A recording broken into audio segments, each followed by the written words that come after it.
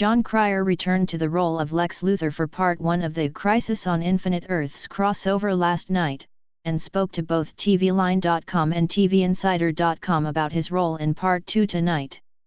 Does Lex represent a sign of hope, someone who died and was brought back? Jon Cryer: that's a good point. But it always seems so arbitrary. The Monitor sets loose these characters and we're all wandering around going, what's our purpose in this? Lex has this incredible intellect, but he doesn't know any more than anybody else.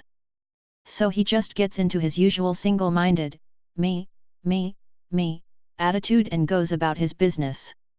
Speaking of that resurrection, has dying and being brought back changed Lex at all? Jon Cryer: it has changed him. He's seen death. There's no way to go through that and not be altered by it.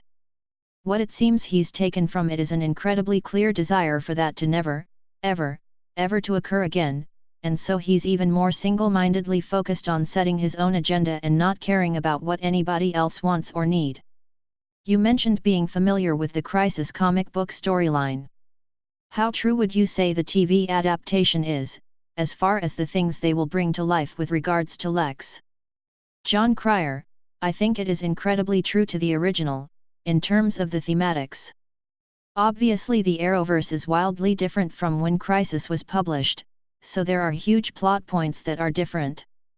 But they managed to hit an astonishing number of plot points from the original, albeit with new characters. Alexander Luthor Jr., for one, played into the Crisis comic books. Jon Cryer: I am not allowed to say anything about that. Laughs. Give me one last tease of what to expect from the nights ahead. Jon Cryer: basically, Lex finds a way to make himself more powerful than he has ever been and the havoc that ensues from that will be very entertaining.